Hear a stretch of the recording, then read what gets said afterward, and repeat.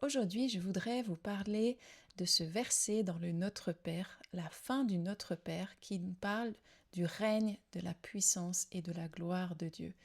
C'est une prière qu'on connaît beaucoup, le Notre Père, on la connaît chez les protestants, on la connaît chez les catholiques. Je pense que même ceux qui ne sont pas chrétiens ont dû entendre au moins une fois dans leur vie le Notre Père. Mais bien souvent, je trouve qu'on la prie sans même faire attention à ce qu'on dit, sans même trop savoir ce qu'on dit. Et j'aimerais encore par cette vidéo qu'on réalise, quand on finit cette prière, qu'est-ce qu'on dit, qu'est-ce qu'on prie quand on prie à toi appartiennent le règne, la puissance et la gloire, parce que c'est une vraie déclaration qu'on fait et je crois que c'est important qu'on s'arrête sur chacun de ces mots. Alors j'ai déjà pu faire une vidéo sur le Notre Père qui parlait des demandes, donc les trois demandes qui sont faites dans le Notre Père. Vous pouvez retrouver cette vidéo sur ma chaîne YouTube et je crois qu'elle vous donnera aussi un aperçu un peu différent de ces demandes. Ça donne une nouvelle compréhension de ce qu'on demande, de ce qu'on peut demander, de ce que ça veut dire, sur qui est Dieu et sur ce qu'il nous donne à travers ses prières. C'est vraiment à chaque fois, sur chaque demande, j'ai pu faire un constat, j'ai pu faire qu'est-ce que ça voulait dire de Dieu, quel est l'échange que Dieu nous fait alors que nous faisons cette demande et lui, il y répond. Mais maintenant, j'aimerais m'arrêter un peu sur la fin de cette prière avec ces trois mots, le règne, la puissance et la gloire de Dieu. Donc je vais juste relire le Notre Père que l'on trouve dans Matthieu 6 à partir du verset 9. Priez donc ainsi, Notre Père, toi qui es dans les cieux, que tu sois reconnu pour Dieu, que ton règne vienne, que ta volonté soit faite, et tout cela sur la terre comme au ciel. Donne-nous aujourd'hui le pain dont nous avons besoin. Pardonne-nous nos torts envers toi, comme nous pardonnons nous-mêmes les torts des autres envers nous.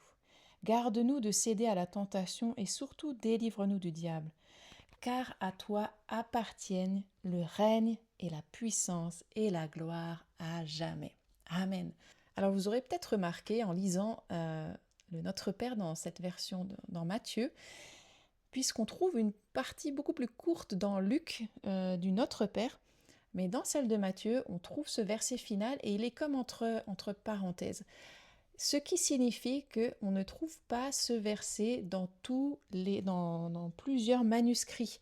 Mais ça ne veut pas dire que ce n'est pas une réalité, parce que c'est peut-être écrit là, mais c'est aussi confirmé par plein de versets dans la Bible. Donc, ne vous arrêtez pas à ces parenthèses, mais je vous encourage vraiment à prier cette prière en entier jusqu'à la fin avec ce dernier verset, car c'est à toi qu'appartiennent le règne, la puissance et la gloire au siècle des siècles ou à jamais. Alors qu'est-ce que ça veut dire? Donc on va prendre juste un petit temps pour voir ces mots, pour voir ce que ça veut dire, pour voir qu'est-ce qu'on est en train de prier en fait. Alors au départ, donc on parle de quelque chose qui appartient à Dieu. Mais qu'est-ce qui appartient à Dieu? Et d'abord, le premier mot, c'est le règne. Le règne. Ce mot en grec, c'est basileia, et qui veut dire que il a du pouvoir, il a une autorité, il a un territoire. Et en gros, ce que ça veut dire, c'est que Dieu est roi.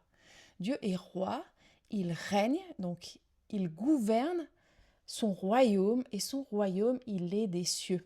Il a un royaume dans les cieux, le royaume de Dieu, le royaume des cieux. Jésus nous parle souvent du royaume des cieux. Il nous dit le royaume des cieux est proche.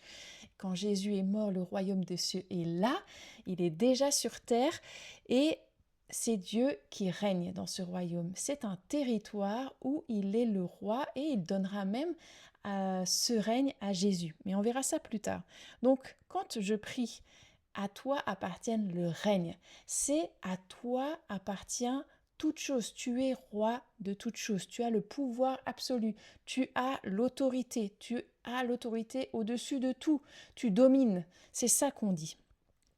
Et pour résumer, ça veut dire Dieu décide de tout. Il a l'autorité sur tout. Il a le pouvoir suprême et personne n'est au-dessus de lui. Il a tout pouvoir. Alors, ce qui est beau là-dedans, c'est que Dieu a tout pouvoir, il pourrait tout faire. mais il nous donne notre libre arbitre, il nous donne notre propre volonté. Nous avons le choix de le suivre ou de ne pas le suivre, de faire sa volonté ou de ne pas la faire. Il nous donne ce choix, ce qui est assez incroyable quand on pense qu'il est le Dieu de tout. Il domine tout, il pourrait d'une parole, d'une pensée, même tout faire. Et pourtant, il choisit de nous donner notre libre arbitre. Il n'oblige personne à lui appartenir, il n'oblige personne à venir à lui, même à lui obéir. C'est ce qu'il désire. Il désire que nous lui obéissions par amour pour lui, alors que lui nous aime le premier, mais il nous laisse ce choix. Donc c'est assez incroyable. Quand je prie, à toi appartienne le règne, oui, tu es le roi de toutes choses, je te remets à cette position de premier. Tu es au-dessus de tout. Et pourtant, j'ai le choix, en fait, de te suivre, de ne pas te suivre. J'ai le choix de reconnaître cette position ou non, bien que, de toute manière, c'est sa position. Dieu est Dieu. Et ça ne changera rien qu'on le croit ou qu'on ne le croit pas. Mais voilà, c'est ça qu'on prie quand on prie « À toi appartienne le règne ». Alors après, le deuxième mot, c'est « À toi appartienne la puissance ». Alors qu'est-ce que c'est ce mot puissance? Alors on le retrouve à plusieurs reprises dans le Nouveau Testament, on le retrouve aussi dans l'Ancien Testament, mais dans le Nouveau Testament, le mot grec, c'est le mot dunamis. On le retrouve souvent quand on parle du Saint-Esprit, la puissance. Donc qu'est-ce que c'est? C'est la force, la capacité. C'est la capacité d'utiliser l'autorité que Dieu a. Il peut tout, il est capable de tout. C'est aussi par cette puissance que se passent les miracles, les signes, les prodiges. Dieu a ressuscité Jésus par la puissance de Dieu.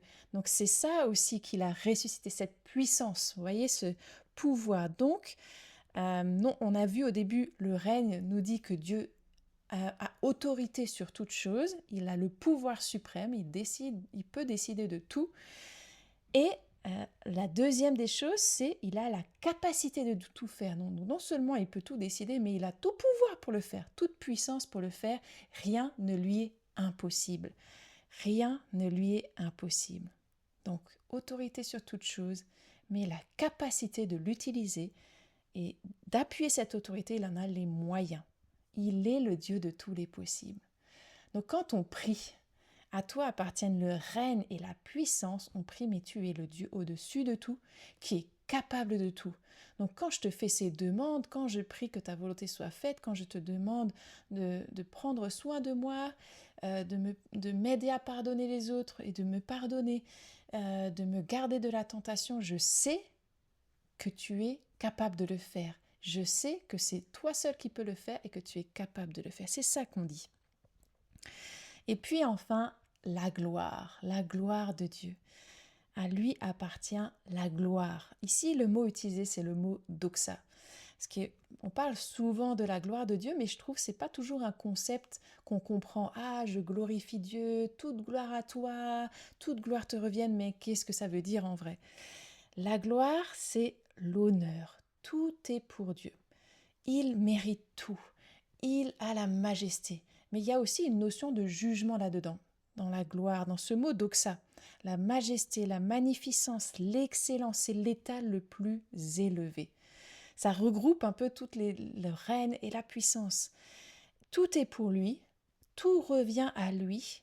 Il s'agit de Dieu. La gloire, c'est quelqu'un qui a une renommée éclatante. Et je crois que c'est ça un peu ce que Dieu veut aussi nous rappeler là-dedans. C'est que le but de toutes ces choses, le but de nos prières, le but de nos vies, bien sûr, c'est d'être connecté à Dieu. Et quand on lui ramène la gloire, le but, c'est qu'il soit connu et reconnu de tous. Dieu veut être connu et reconnu de tous, pas pour juste être élevé ou quoi. Non, parce qu'il veut vraiment qu'on le connaisse de manière intime. C'est ça son but en fait. Et donc quand on lui apporte la gloire, on lui dit mais je te reconnais. Tu es mon Dieu. Tu es le Dieu tout-puissant. Je reconnais qu'en toi vient toute chose. Ah, tu es merveilleux. Quand on glorifie Dieu, on lui parle de qui il est, on le reconnaît. On lui dit ce qu'on croit, on lui dit ce qu'on aime. On on- tout tourne autour de lui, en fait. Et je crois que ça, c'est important de conclure cette prière du Notre Père en nous rappelant que tout tourne autour de lui. Alors que nous venons avec nos demandes, alors que nous venons avec nos besoins, au départ, cette prière démarre avec Notre Père, toi qui es aux cieux, que ton nom soit glorifié, et on se rappelle de cela à la fin. Toute gloire te revienne. Parce que je te parle de moi, mais il s'agit de toi. Et je te parle de moi parce que tu m'aimes et que tu as mes intérêts à cœur, mais il s'agit de Dieu. Il s'agit de Dieu. Et Dieu nous aime, donc on peut venir à lui parce qu'il est notre bon papa. Mais on veut vraiment que tout revienne à Dieu. Tout revienne à Dieu. Donc, quand je prie, car c'est à toi qu'appartienne la gloire, je dis que Dieu mérite tous les honneurs. Il est appelé à être connu de tous, reconnu comme Dieu pour qui il est réellement, qui règne, qui est tout-puissant et à qui revient toute la gloire. Et selon les versions, on voit à jamais. Ce petit mot à jamais ou au siècle des siècles. Ça veut dire que ce constat, il est irrémédiable, il ne changera pas. Il est pour toujours, il est à jamais pour les siècles des siècles. Donc il n'y a rien qui va changer que Dieu règne. Il n'y a rien qui va changer qu'il est tout puissant et qu'il a cette puissance. Et il n'y a rien qui va changer qu'il est glorieux et qu'il mérite toute la gloire, que la gloire lui appartienne. Et ça, je trouve que c'est super réconfortant. Quand on lui appartient, en fait, on se dit « Waouh, mais mon Dieu, il règne, il est tout puissant et il a la gloire. » Mais qu'est-ce que je peux demander de plus, en fait? C'est il a tout dans ses mains. Et ça, moi, je trouve que c'est très réconfortant quand on vient à lui avec des problèmes ou des demandes ou juste pour nous approcher de lui, juste pour être dans sa présence. Mais c'est incroyable, en fait. Et je crois qu'on a besoin de réaliser combien notre Dieu est incroyable, combien notre Dieu est glorieux, combien notre Dieu est au-dessus. Et on a cet accès, c'est possible. La Bible nous dit dans Éphésiens encore que cet accès, il est là pour nous, il est ouvert maintenant grâce à Jésus. Donc on a accès à ce Dieu. On peut même l'appeler Papa quand on a donné notre vie à Jésus. On est fils et filles de Dieu. C'est incroyable. Et je veux vraiment qu'on puisse réaliser ça avec cette vidéo. Alors pour aller un peu plus loin encore, qu'est-ce que ça signifie pour nous de prier « À lui appartiennent le règne, la puissance et la gloire à jamais ». Alors je crois qu'avant tout, ça nous rappelle une position d'humilité. Une position d'humilité. Mais moi, je suis qu'un homme devant Dieu. Dieu, il est Dieu. Et donc quand je viens aussi avec mes prières, quand je m'approche de lui, la première chose et la dernière chose que je dois me rappeler, c'est qu'il est Dieu. Moi, je suis un homme. Je suis tout petit, toute petite devant lui. Et pourtant, il m'aime tellement, il est heureux que je vienne dans sa présence. Tout ça n'est pas remis en cause, mais c'est important d'avoir un cœur humble et pas de venir avec de l'orgueil, de venir mais toi tu me dois ça. Non, non, non, non, non. On peut venir avec nos demandes. Je vous l'avais dit dans cette autre vidéo, j'ai parlé des demandes du Notre Père. On a le droit et Dieu aime qu'on lui demande des choses. À plusieurs reprises, Jésus nous dit demandez et vous recevrez. Donc c'est pas de ça qu'il s'agit, mais c'est plutôt de notre attitude de cœur. Donc ça nous rappelle qui nous sommes, mais qui est Dieu aussi, et une position d'humilité. Un enfant devant son parent, il a une position d'humilité à avoir. C'est pas, il a sa place dans la famille, bien sûr, mais il y a le parent qui est quand même une position au-dessus, d'autorité. Et c'est juste d'avoir cette position d'humilité. Mais je crois que ce n'est pas la seule chose que ça nous amène aussi de l'espérance et de la foi, un ancrage ferme pour notre foi. Comme je vous le disais avant, notre Dieu, c'est pas n'importe quel Dieu. Il est le Dieu de tout. Il est le Dieu qui règne sur toute chose. Il est le Dieu qui a toute puissance, toute autorité et à qui appartiennent toute la gloire. Donc, on peut mettre notre espérance en lui, on peut mettre notre foi en lui parce qu'il est tout à fait capable de répondre à nos besoins, de nous sortir de toutes nos situations. Il est capable de tout, en fait. Il n'y a pas d'impossible avec Dieu. Alors, quand on dit que à toi appartienne le règne, Qu'est-ce que ça veut dire pour nous? Ça veut dire qu'il ne s'agit pas de ce que je veux, mais de ce que Dieu veut. Il s'agit de sa volonté et non la mienne. Donc quand je prie ça, que à toi appartienne le règne, je me rappelle que je veux faire la volonté de Dieu avant la mienne. Il s'agit de la volonté de Dieu. Lui en premier et au-dessus de tout. Et je peux trouver de l'espérance et de la foi là-dedans, sachant que la volonté de Dieu, c'est la meilleure pour moi. C'est la meilleure pour moi. Je n'ai aucun doute là-dessus. Ce que Dieu veut pour moi, c'est ce qu'il y a de mieux pour moi parce qu'il me connaît parfaitement. Lui, il a la grande image. Ce que Dieu veut pour toi, c'est ce qu'il y a de mieux pour toi. C'est vraiment ce que je veux te dire. Il y a plein de versets qui en parlent. C'est important, on a besoin de se rendre compte de cela. C'est pour ça aussi qu'on fait cette prière. Ce que Dieu veut pour nous, c'est le meilleur. La deuxième chose, quand on prie qu'à lui appartienne la puissance, il ne s'agit pas alors de mes propres forces. Il ne s'agit pas de mes propres efforts. Il ne s'agit pas de mes œuvres, mais de la puissance de Dieu. Il s'agit de la puissance de Dieu. Il y a aussi des versets qui appuient ça. Et je crois que c'est important qu'on se rappelle qu'en fait, on ne se repose pas sur nos propres forces. On n'est pas juste là à faire une prière. « Ah Seigneur, voici voilà, je viens à toi avec ce sujet ou ça et ça. » Et puis après, on repart et on se dit « Mais comment je vais faire pour arriver à ce résultat, à ce... » Non, il s'agit de laisser Dieu agir parce qu'il est tout-puissant. Il a les moyens de le faire et il va nous les communiquer si ça rentre dans sa volonté. Donc, il peut tout et sa puissance est disponible. Comment? Par le Saint-Esprit. Voilà de quoi il s'agit. Il ne s'agit pas de mes propres forces, mais il s'agit de la puissance de Dieu. C'est lui qui agit. Et dernièrement, quand on parle de la gloire de Dieu, ça nous rappelle qu'il ne s'agit pas de notre ego, de mon ego. Il ne s'agit pas d'orgueil, il ne s'agit pas d'être vu et reconnu, mais il s'agit de glorifier Dieu, que tout est pour Dieu, que tout lui revienne, que tout est à lui et que tout le reflète, lui, et le mettre en avant, lui. Et ça, c'est important aussi pour nous, je crois vraiment, que même quand il y a des choses qui se passent, il y a des réponses à nos prières, on vit des percées dans nos vies, on vit la faveur de Dieu, on vit des miracles, mais c'est important de se rappeler que c'est pas juste pour cela, mais c'est pour que Dieu soit reconnu comme Dieu là-dedans. Donc c'est là aussi que notre témoignage entre en compte, entre en jeu. Donc juste ce petit verset nous parle de ce que Dieu a dans sa main, qui il est. Ça le replace à sa bonne place. Et ça me replace moi à ma bonne place dans une position d'humilité, mais aussi d'espérance et de foi. Et ce qui est incroyable, c'est que tout cela, il l'a rendu visible en Jésus.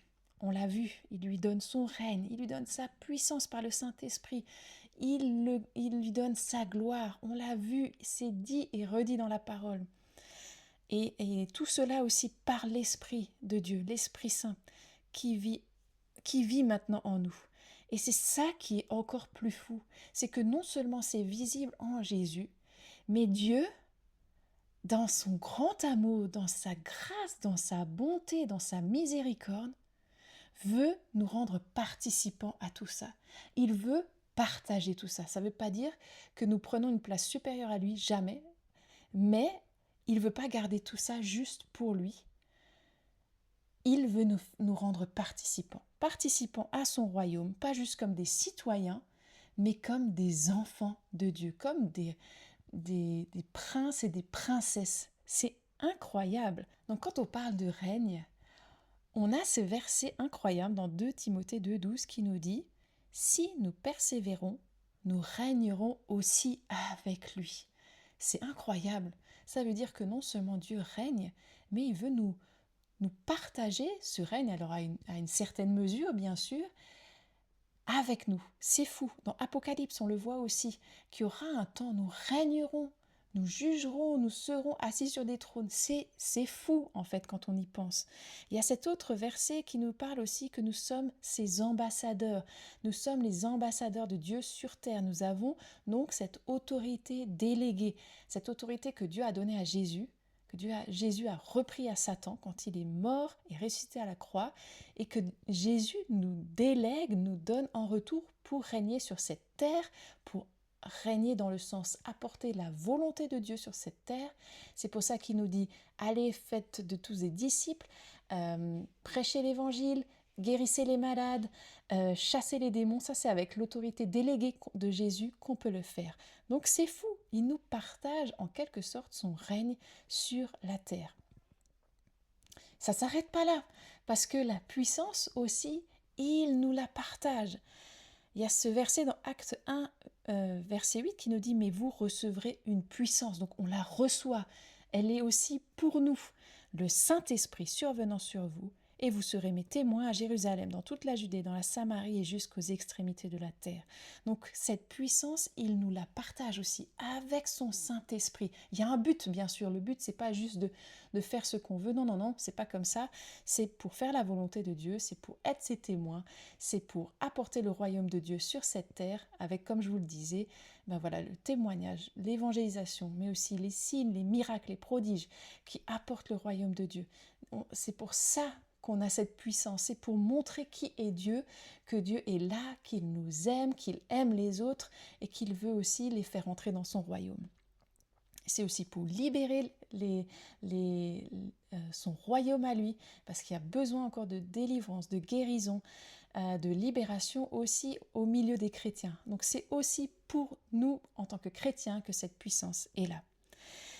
Et enfin, ça ne s'arrête toujours pas là. Il nous partage même sa gloire. Alors bien sûr, le but c'est toujours que lui soit glorifié, le but c'est jamais que nous soyons glorifiés, mais il veut nous faire partager cette gloire. C'est dingue en fait.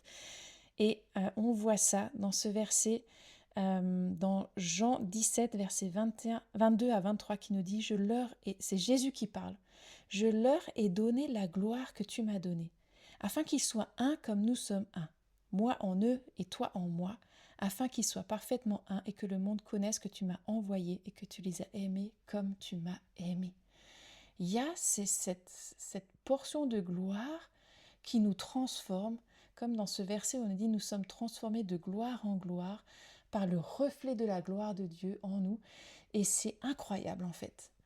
Donc, cette présence de Dieu en nous qui nous partage, c'est fou en fait. Donc, non seulement ce verset nous rappelle qui est Dieu, nous remet à notre place, mais en plus nous montre aussi, nous rappelle que tout ça, nous avons une part là-dedans, nous avons un héritage là-dedans, alors que nous sommes enfants de Dieu. Et moi, je trouve ça incroyable. Et je veux vraiment, à chaque fois que je prie cette prière, à chaque fois que je la lis dans la Bible, que je la prie, et j'espère que c'est vers là que je veux vous emmener aussi, c'est pas juste que ce soit quelque chose de théorique, quelque chose qui est fait de manière habituelle, sans même y réfléchir, mais que on soit à chaque fois émerveillé par la grandeur, par tout ce qui est contenu dans même juste ce verset final. C'est incroyable, c'est incroyable, ouais, c'est fou. Et vraiment, j'espère que ça va vous faire réfléchir, que ça va vous amener plus loin, que quand vous lirez, quand vous prierez ces versets, waouh, ça vous emmène dans des nouvelles révélations de Dieu. Parce que c'est toujours le but qu'on grandisse, on croisse avec Dieu. On n'est jamais arrivé et je trouve ça merveilleux. Donc je vais juste prier encore pour finir ce temps. Merci Seigneur, merci Jésus pour cette prière que tu as donnée à tes disciples alors qu'ils demandaient aussi mais comment prier? Montre-nous comment prier. Ta vie de prière, elle avait un impact incroyable et c'est ça qui a marqué les disciples.